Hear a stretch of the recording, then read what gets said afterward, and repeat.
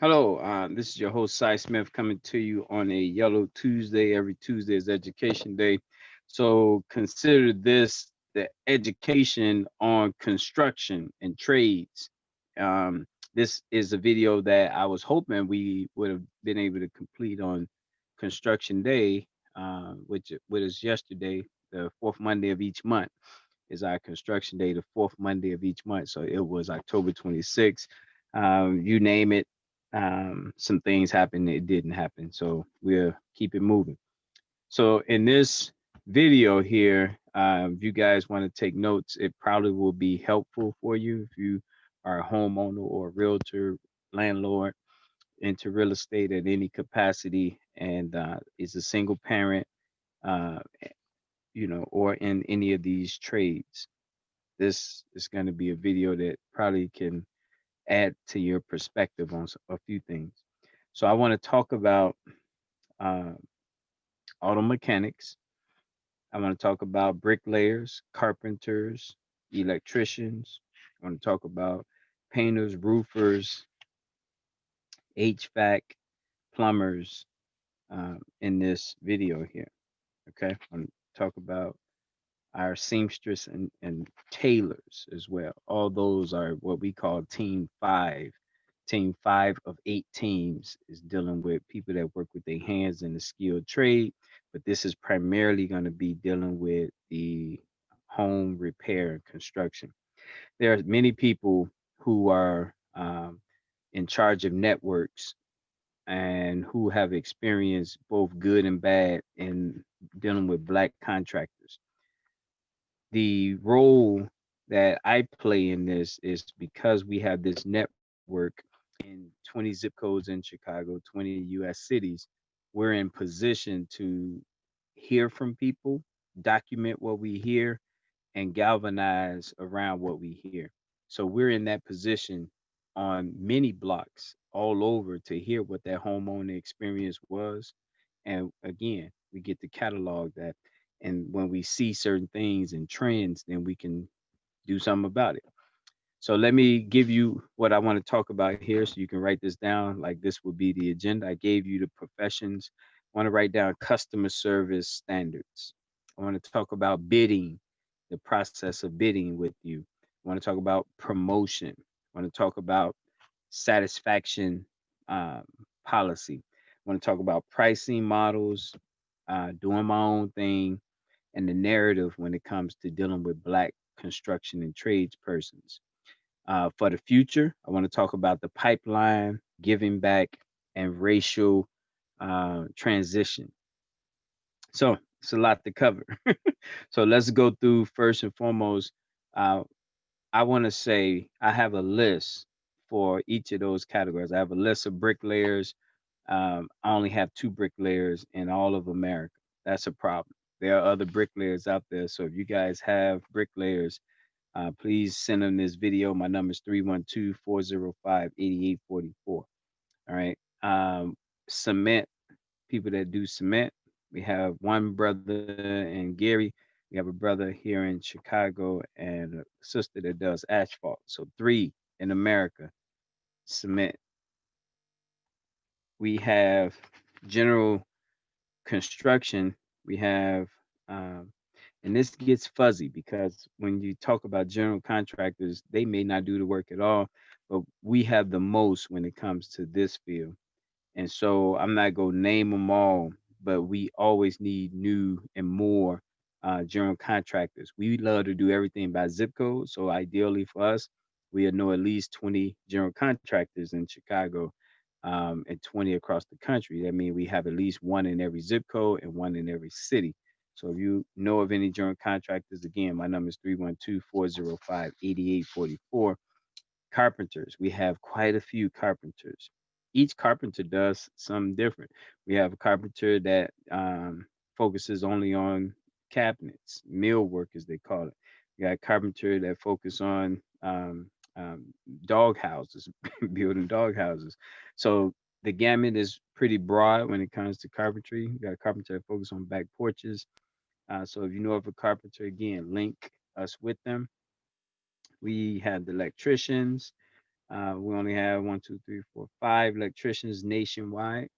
Um, when it comes to HVAC, we have quite a bit, 10, 10 people dealing with heating and ventilation nationwide. Painters and plumbers, four nationwide. Got Hernandez Roofing sign on 100th and Halsted. That's part of the challenge for us changing the narrative about what blacks can and can't do. Roofers, I only have two roofers nationwide. That's a problem. Um, Seamstress, we have six nationwide, and tailors, welders, only one in America that we know of. Auto mechanics, we have five. All right, so that was the different inventory of what we have, who we know, and in each of those uh, people that I just spoke about knowing in that craft, in that trade, what we don't know is we haven't completed the January through December history to kind of know what's, when, what months are they strong months or busier months? What months do they do horrible in financially that we can help them? What months do they get backlog in administration so we can add value there? So that's important from those professions. But right now, I'm letting everyone know that we need more. We need as many people in any of them fields. Text me, call me 312-405-8844. Before I get into those process and standards, let me talk about every Wednesday is economic day. Every Wednesday is named for black businesses or entrepreneurs you circulated money with personally. So to help with that, what we've found over the years with this is that not only can we not name four, we can name two, sometimes one. We say, okay, it's important that the businesses also can name four. So Coahoma, Mississippi is our headquarters for checking with all 40 million black people in America to see if they can name four. So Coahoma, small town, black town, is going to be very busy with 7 offices to make sure that we cover all 7 U.S. regions when it comes to checking to see if you can name four. If black people won't do naming four, that's a minimum. Chinatown, Greektown, Little Italy, they can name 20 a month. So we hope we can get to four. That's a minimum. I want to say it again, it's a minimum. And when we can't make the minimum, we can forget about bigger stuff. So anyway, along those same lines, here are the black businesses and entrepreneurs that we would love to see support each other. We get it. People say it all the time. I support everyone. Well, we want to be specific. And the reason we want to be specific is because we want to measure the results. We want to measure the impact. So here are the businesses that is in a formation together nationwide from our perspective. Why this matters is because we're going to be asking them in particular, did they spend money with another business in this industry? And every month, we're going to make sure that we support one of those businesses in that industry. Every Wednesday, it's a different formation of businesses. This here is the specific for this group. Auto mechanics is in this formation. Book authors is in this formation. Bricklayers, carpenters, corner stores, electricians, martial arts instructors, lawyers, marketers, painters, plumbers, HVAC, welders, and salespersons. So uh, most of them were already discussed because that's Team Five construction. But the ones that wasn't discussed, let me highlight that so you know what we're saying here. We're saying lawyers in particular. We want to make sure that every month we're putting some money into some of these professions. And a lawyer may say, well, I don't need construction work done. That's okay. Can you put some seeds in, money seeds, so that someone else can get it done? Let's get the roofer so we can do a free roof for an elder once a year, every 6 months. However it looks. The point is, if this group of black businesses in this formation can commit to every month making sure money is circulating amongst this network of black businesses, that's them doing their part to help black economics. We're on the block talking to the neighbors about naming a four and saying to them, can you spend money with these black businesses because our survival is at stake? Each one of these professions. we're asking them to also, businesses, we're asking them to commit to one grade. All mechanics, seventh graders. All book authors, 11th graders. All bricklayers, fourth graders. Carpenters, third graders. Corner stores, second graders. Electricians, 11th graders. Martial arts, second graders. Lawyers, eighth graders.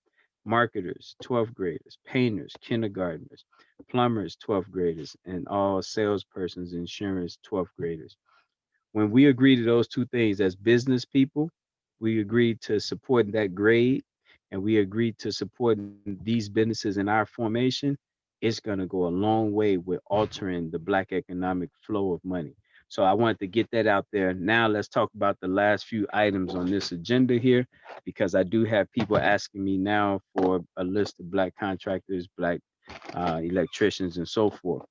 So what I would say first and foremost, our list is probably not a list you're going to find in the black pages or the yellow pages.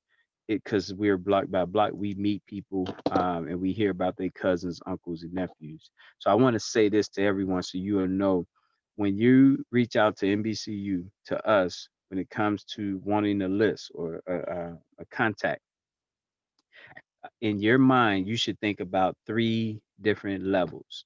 You should think about the high level, you should think about the middle, and you should think about the grassroots level. I don't want to call it low, the grassroots level. So at the grassroots level, you are essentially linking in with people who are unlicensed, who probably just learned this on their own. They are people that is more labor and learn through on the job training per se. So that's the key with the grassroots. So who would use grassroots contractors? And landscapers are a part of it. I'm sorry, I left the landscapers out. So let's say, for instance, with the landscapers, they work with their hands. You would call a landscaper to just cut the grass so that you don't get a fine. So you don't care about it being ultra landscaped and beautiful. You just doing the compliance cut, we call it. The compliance is if it goes over a certain inch level, you'll get a fine. So you just want to stay within the regulatory environment so you don't get a fine. It's the same when it comes to the trades with the construction. If you just run a room, paint it, you can rent it out. That's different than you paint your dream home. So just know between the high, medium, and the grassroots level what you're asking, because that tells us what you're willing to pay. Too many people call me and they want the high, but they don't want to pay the high price. So you got to know what you're asking for. If you want the Pinto, you don't call asking for the Lexus. So that's something for you guys to know. So on the business, on these tradespersons side, customer service standards. Too often, a lot of our people that's in the trades, they are more hands-on. They're not administrative. They probably can't afford the administration. Gary, Indiana is our national headquarters when it comes to administration. Eventually, Gary will be having people on standby ready to help with the administrative side with these big construction firms, because this is an area that frustrates people on the block because they reach out and they don't get a call back or things of that nature. So as we make this process better, the expectation would be if a person call you, definitely within 24, 48 hours, they'll hear back from you. It wouldn't be a scenario where they never hear back. Like that would be totally unacceptable not to hear back after you reached out to someone. Also, with customer service is over promising and under delivering. So the key here is we want our customers to know that again, you may have to piecemeal a project together, which you may not want to do that. It's your money, do what you want, but just knowing that a person may not be able to do all aspects of what you're looking to have done. In a lot of our instances in Black America, the elders have the skill and the commitment. They're just past their prime physically. Mine is super sharp, but they just can't do what they used to do physically. And if they take on that job, they can end up not doing it to your standards, and that can, put a bad taste in your mouth. And for all Black customers, please don't give up because of bad experiences, because that's what the other people benefit off of. They benefit because you had a couple of bad experiences and you label all when it's not all. It's just been all the ones you've been running into. So that's important to know that. So on the customer service side, we want to make sure that we can break up jobs if a person can't handle it all. So it makes sense again for you to loop us in when dealing with these contractors. That's what I can think of on the customer service side: over promising, under delivering, and then answering the phone. Then I want to talk about the bidding process. So that kind of goes into you as the customer knowing what you're willing to pay, high, medium, or low. That'll kind of walk you through what you're willing to negotiate. Now, if you are one of these tradespersons, I would say this to you: it helps when you can give customers a high, medium, and low as well, because a lot of times I've heard reports from people where the business owner is saying, "Well, how much you got to spend?" Well, I'm not going to give you all my negotiating chips and tell you that whole amount. So you tell me your high, medium, and low. Tell me what I get at what price and what's the how long it'll take. So I think you asking for the budget uh, can be better if you say what's the ballpark, and that'll let them. Hopefully they will respond to you on the high end this much, on the low end this much. This is what I expect on the low end, this is what I expect on the high end. So a better awareness on both sides can help with the bidding process. And then also, if you are one of the tradespersons, if you're charging for your coming out to look at a project, making sure that that's written and that's up front is important. Had too many people come back to me and say they charged me to come out and I didn't know they was going to do that. Well, that should have been discussed. And again, this is why we're putting this up front here so you guys can factor that in. Promotion. Promotion. When you promote, that's how you can possibly get out there and meet new people. We're hoping that all the tradespersons will promote two ways at a minimum. One is promoting by them giving back to that grade.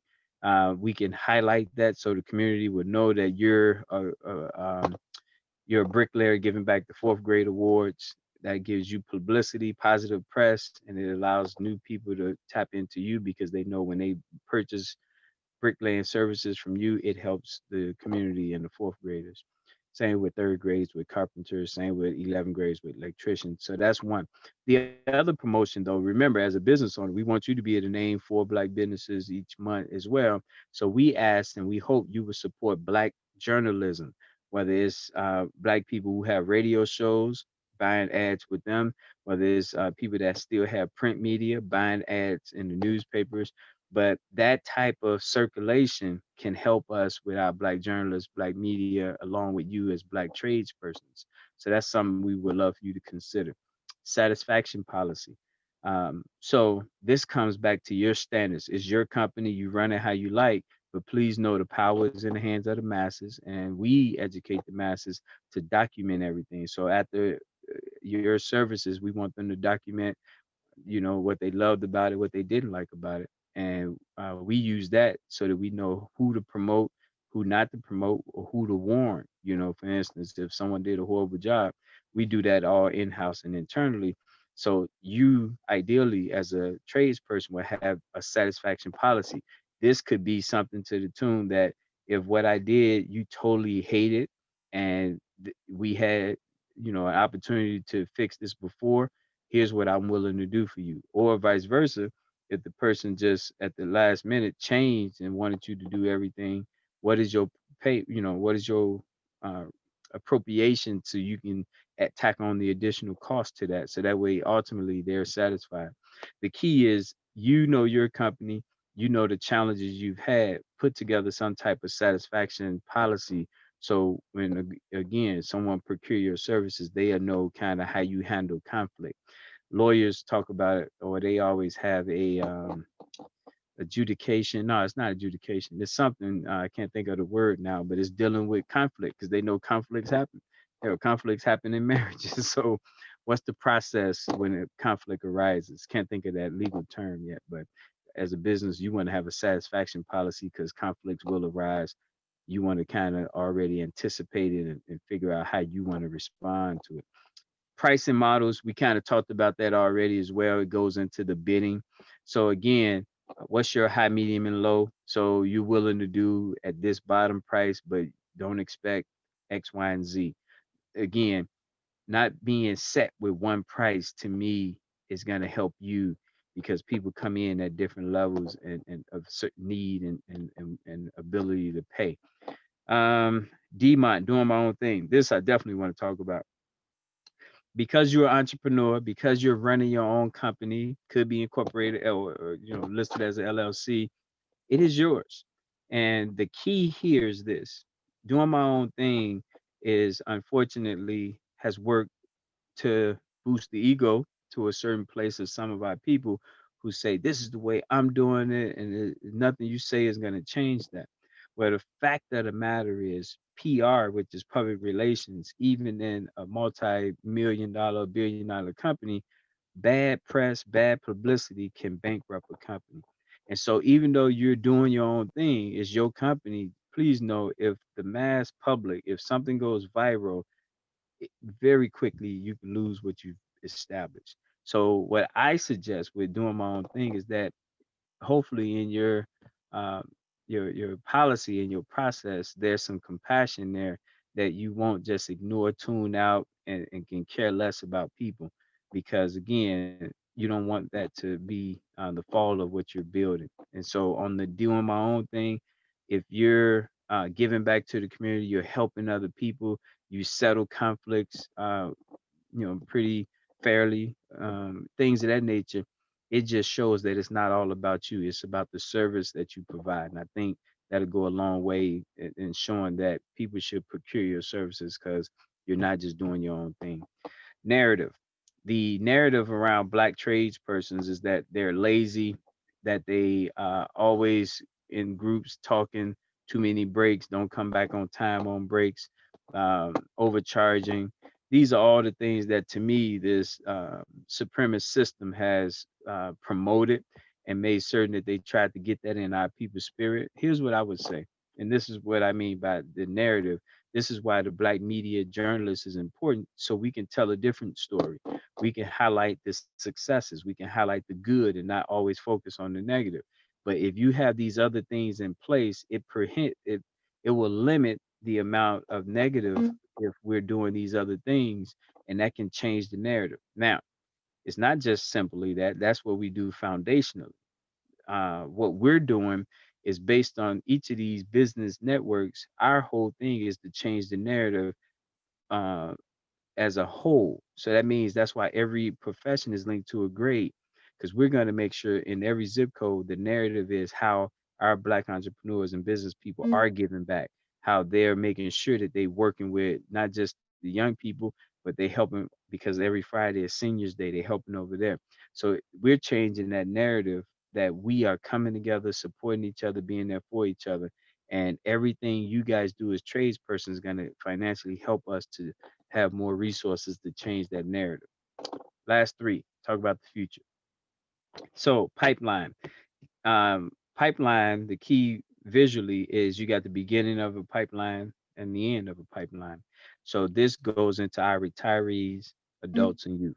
What is the pipeline for your company? Or are you, as an elder in charge of the carpentry company, when you die, the carpentry company is over?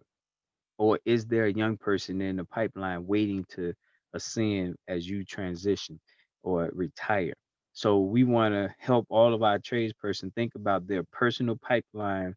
And if you don't have any family member that wants to take over and run it after you're gone, we want you to consider getting in touch with us to talk about franchising, so that a younger group can manage it and you maintain 80% ownership. So if you don't have it in your pipeline, we want to talk about franchising. That's the message there. Giving back, I kind of spoke about that, but that's part of the future. If we're giving back, if bricklayers are giving back to fourth graders spending time with bricklayers may encourage them to become a bricklayer. So by you taking that grade, you also is giving back, but you also plant the seed that you never know where that may go. The last one is racial transition. Racial transition. The reason this is here is because we have in Black America other groups coming in, and now they're advertising their roofing company, their carpentry company, they're advertising what they do. And the quick way for Black people to look at this is this way: we have the highest unemployment rate than anyone else in this country, and you have people who don't care about that. They care about extracting our money for themselves. And that's business. It is what it is. But we should be aware that even if we have to go with them for a project after we've searched and tried our own people, please know the goal is that becomes transition over to us as soon as we got our act together and we're in position. So just because they cut your grass because you have to have it cut for 3 months don't mean that's forever. We would hope that you would have that racial transition that as soon as we're ready, you transition that contract over to our people who would care about and keep our culture going. Now, I have some non-black people who are great business people who give back, who love us, who support us. So for them, I say the key is support them because in supporting them is ultimately supporting you. So we got some strong sisters. My sister Carmela in Gary, Indiana. This lady love black people so much she give back. So whenever you go jazzing with her, you put money right back into helping, and she does a lot of stuff that people don't even know. Lisa Kenner, she don't have a business, but this just a white person who, when you support them, is directly helping our people because they are the modern day abolitionists out there fighting because they know what's wrong. So I don't want people to get the wrong view that we're saying don't support no white people, don't support no Latino people. What I'm saying is support those who support you. Support those who, when you give release your money, you know it's circulating and coming back. All these other groups in our neighborhood, we give our money, it leaves. That's a problem. All right. Phone number is 312-405-8844. This is Team 5 of 8 teams, which is our construction team, Team 5, every fourth Monday of each month. Team 5. Peace.